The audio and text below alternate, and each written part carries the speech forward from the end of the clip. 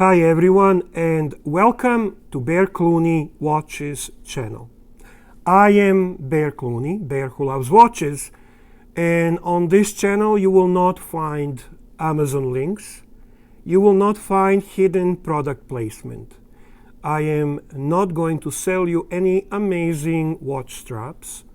I will not offer to you Franken Rolex Datejust watches. I am not going to make you a gentleman. If you're not one already, you will never become one. On this channel, occasionally, we search for perfect timepiece, and that search will never end. And occasionally, we are discussing various subjects, topics from the great horological hobby of ours. Today's video is exactly that one, where I am responding really to the topic brought up with a great horological Greek philosopher. In true fashion of his ancestors, Adriqos brings the interesting approach, deducting approach to deciding not what watch he loves the most, not what is the perfect timepiece, but rather what is the best watch ever made. So I wanted to do the same. And approach will be very similar. Now, I am going to start this with discussing my 3 favorite brands, eliminating one at a time, and then coming to conclusion what would be my opinion on what is the best watch ever made. Now, warning to you watch geeks, watch enthusiasts, there will be no Lange&Söhne, there will be no Jaeger-LeCoultre, there will be no Patek Philippe, none of it. They will never make what humanity chooses. Hi Neil, kudos to you. Hello humanity. They will never make the watch what will be considered the best watch ever made by majority of people, going beyond the boundaries of the watch geeks. Or God forbid some micro brands. No, my friend, no Moser. No, Moser is not the best watch ever made, definitely. Or Brellum, for those Brellum lovers in my Facebook Horology Talk group, everyone is welcome. Not a freaking chance. Best watch ever made. Let's start with brands. My 3 favorite brands, and I think they're perfect for this deducting video, are Seiko / Grand Seiko. Yeah, I'll view them as one. Next would be Omega. And obviously, those who know me, the third one would be Rolex. Don't jump the gun. Don't jump the gun. So, which one of these brands I want to eliminate first? It's a deductive video. We are going to go through process of elimination and come to conclusion what is the best watch ever made. Seiko, Grand Seiko gets a kick first. Why? Great brand, right? Produces such a spectrum of watches, going from $50 Seiko 5, which I highly respect, to some amazing Grand Seiko pieces, which are on equal level to any luxury brand coming from great blend of Switzerland. Okay, so why are you kicking them from the competition, Bear Clooney? 2 reasons. Quality control and service component. Service component. You know, I cannot tell you how many times have I seen even higher end Seiko watch with bezel that does not align. And I cannot tell you how many times I have heard stories about terrible service received by Seiko and Grand Seiko. And I think those two components are main reason why am I going to eliminate this watch. Even though heritage is exceptional, even though quality of many watches is wonderful, and they even have this angle of allowing a new person, a new hobbyist, a person entering our hobby, to actually get some quality pieces at much lower price level. If you're looking for the watch under $1,000, really Seiko is the world you should be looking at. Now they are not immune to doing some really obvious homage watches. They are having service issues. They are producing some watches of questionable quality. Their product control is inconsistent. And even though their brand that has achievements such as a first mechanical automatic chronograph, or achievements of having some exceptional divers, producing watches of with the most unique movements such as spring drive, I have to eliminate them. Seiko / Grand Seiko is out. What's the next brand that Bear Clooney is going to eliminate in this search for not perfect timepiece, best watch ever made? It's Omega. Why? They are a fantastic brand. They have such a great history. Heritage is amazing. You know, they argue, oh, who is the best, who is the first diver's watch? Actually, Omega made that really cool watch that could go under the water first. They really never capitalized on that opportunity. They never really talk much about it. It was a watch in that unique casing that was able to submerge. It's a, for God's sake, man on the effing moon. Hey, it's a watch that left our space. It's a watch that landed on the moon, even though certain people like Flat Earther Doc, for example, doesn't believe that ever happened, even though there are actually material proofs of it. I can't believe people actually, oh my God, don't let me go on that. It's crazy. Anyway, so it's a brand of significant achievements.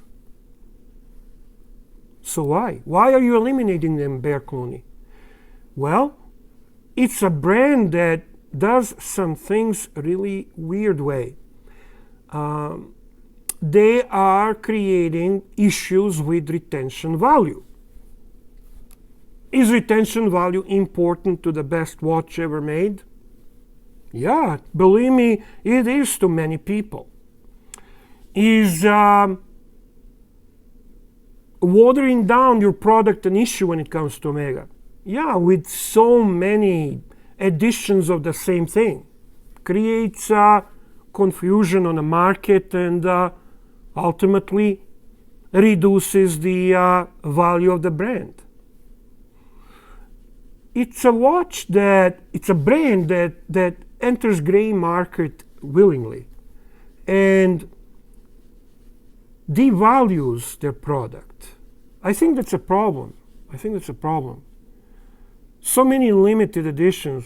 You know, there was at one time brand that everyone loved so much, and it was brand to have, Panerai. They destroyed their brand with unlimited limited editions. Is Omega going into that direction? I hope not, because I genuinely love this brand. But is it flirting with such a destiny? Yep, they do. So what else? Service is excellent. They produce some really high quality pieces and some beautiful watches. They took upon themselves with to further go and develop this coaxial movement, but they did it kind of fishy way. They didn't do it in a real meaning of what this movement was supposed to be. I am not expert on the movements, but I have friends, hi Reg, who are into this very much and who understand the movements way better than I do. And they don't give the stamp of approval when it comes to this movement. It was done, interestingly, not to achieve fully what coaxial movement offers. So if I'm doing this video, let's say in the 50s or 60s, chances are the competition would be between Longines, maybe Omega and Rolex. So there is this continuity of the brand. The brand's been around for a long time, but it's also created a lot of issues with their brand.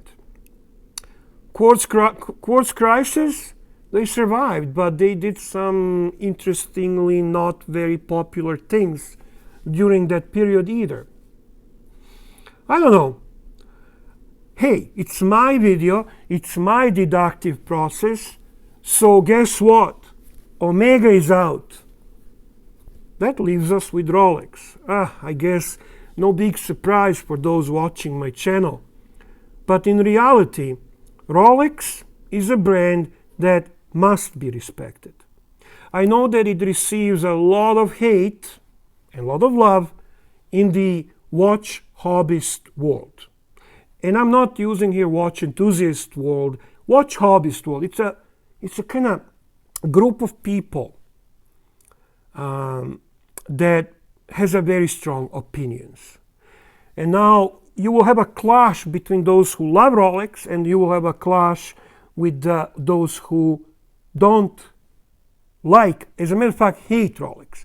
But when you kind of look further and deeper into why they hate Rolex, what comes to the surface is mainly jealousy.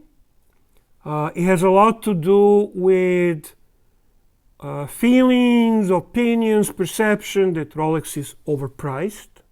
It has a lot to do with shooting down their value, attributing that the value is solely result of a great marketing. Like great marketing is a bad thing. I don't know, not in my book. And they tend to simply shoot it down based on dislike of snobbery. Snobbery is often associated with Rolex. People tend to use Rolex in a way that watch hobbyists and watch enthusiasts don't appreciate. Where it's just showing off your wealth rather than appreciation for great watch, great horology. Yeah, that happens. I'll give you that. There is so many douchebags that think there's something special putting a gold Rolex on the wrist. But I choose to ignore that component of Rolex brand. I prefer to look at their great heritage, horological achievements when it comes to diving piece, GMT, Datejust, day date. I mean, conquering Mount Everest, going as deep as you can go with James Cameron, being on the wrist of some really cool cats such as Sean Connery as a James Bond, being on the wrist of some really cool people like Paul Newman, having a great pop culture history, giving a great horological history, and Then add to that exceptional service, great marketing, exemplary marketing, quality of the product, product control, and aesthetics of the watch. Hey, it's not for a wrong reason that it is replicated in so many ways by so many brands, and then there is also like a homages to the Rolex watches. There is replicas to the Rolex watches. There's so many of it. Why? It's aesthetics, people. It's not just a snobbery component. Believe me. So Rolex is my choice. You like it, you like it. You don't, make your own video and respond. Now, which watch is the best watch ever made coming from Rolex brand? It has to be something that's significant. So it's not going to be Milgauss, I assure you of that. It's not going to be Cellini, even though I love Cellini, but dress watches are not Rolex's strength. So it has to be what people call sports watch, yet Rolex calls professional watch, or maybe classic Rolex watch. Classic Rolex watch like a day date or day just, maybe Oyster Perpetual, but they are all kind of Oyster Perpetual, right? Maybe it's going to be GMT line, maybe it's going to be Submariner, Explorer, hey, the first watch on the Mount Everest. I don't know. I think it has to also be a watch that appeals to world beyond our Facebook group, our forum, our YouTube channel, world that looks at the watch and says, hey, I think this is best made watch. So it has to be iconic. If that's the case, is it Daytona? Well, what made Daytona famous? Paul Newman, racing. Auction for Paul Newman's watch, which reached multi-million-dollar sale. Okay. Is it significant line in a Rolex? Of course it is, but originally it was the ETA boom at Valjoux, right? And then ran by Zenith movement. I think that will eliminate that watch, even though it is the watch that everyone loves, seems to be so popular now, partially probably also because it's so hard to get. Is that going to play the role in best watch ever made? I don't know. I don't think it should. Anyway, Daytona's out. Explorer is a watch of the watch snob. Oh, sorry, watch enthusiast. Okay. Was that some conscience speaking? Was that alter ego talking? I don't know. It's not a masses watch. It's not a watch that you look and you say, hey, this is awesome made watch. It's not a watch that goes beyond boundaries of our hobbyist world. Yeah, I'm going to push that aside. So, you know what? It has to be either GMT or Submariner. That's the difficult part now. I love GMTs. I honestly do. And they're so popular and they're so great and they're well made and they have a history and they have a uniqueness about them, and Rolex did an amazing job for Pan Am. Story is so cool, romantic, fantastic. Their water resistance, 100 meters. So would it appeal to everyone? And you know what? Believe it or not, regular people find it kind of complicated how to work that watch. I'm not kidding you. I know. I mean, I have GMT watches. I have shared that watch with enthusiast people, and they found it extremely confusing. GMT is out. Oh, I'm so sorry. I really wanted GMT to win. I really did. I love it. GMT is probably, especially Pepsi. Oh, and no, root beer too. The new root beer is beautiful. A watch I really love. I really, really love. But it's a deductive process, and we came to conclusion. Best watch ever made, according to their Clooney, is wristwatch check, Rolex sub. And yeah, you don't need to say no date. When you say Rolex Submariner, it implies that that's no date. If you go to the Rolex site and you search the watches, you will see Rolex Submariner is this watch, no date. Rolex Submariner date is the watch with the date. This watch is honestly the closest thing to perfect watch. I'm looking at this and it is amazing reincarnation of the original Rolex Submariner. It's a watch with exceptional history. It's a watch with exceptional achievement. It's such an easy watch to use. It is easily recognizable. It's a great quality. It's a great service. It has great production control. Aesthetics are unparalleled. So many other brands have made homages trying to copy, to bring that perfect design into their watches. Now, I know there will be few of you watch geeks referring to Blancpain 50 Fathoms, which I'm going to make a video about very soon, which I love, which I own, but, and it's a big but. Why? Blancpain is reinvented brand. 1983 or something, Jean-Claude Biver revives the brand. So it's lacking a bit of a history there, let's be honest. And Blancpain is not a brand or watch that appeals to the world.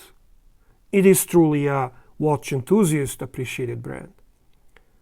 I love it, so don't get hateful. But I assure you, they both came around the same time. There were months of difference. Rolex definitely did not copy design of the 50 Fathoms. Rolex created their own design, and through the time it's proven what Rolex is all about. Anyway, this is the end. This is my video, my deductive process, and my conclusion on what is the best watch ever made. Repeat, not the perfect timepiece, just the best watch ever made. I hope you enjoyed this video. I hope you will respond with your deductive process. You will let me know how do you conclude what's the best watch ever made. And I wish you all the best. As always, all the best to all of you.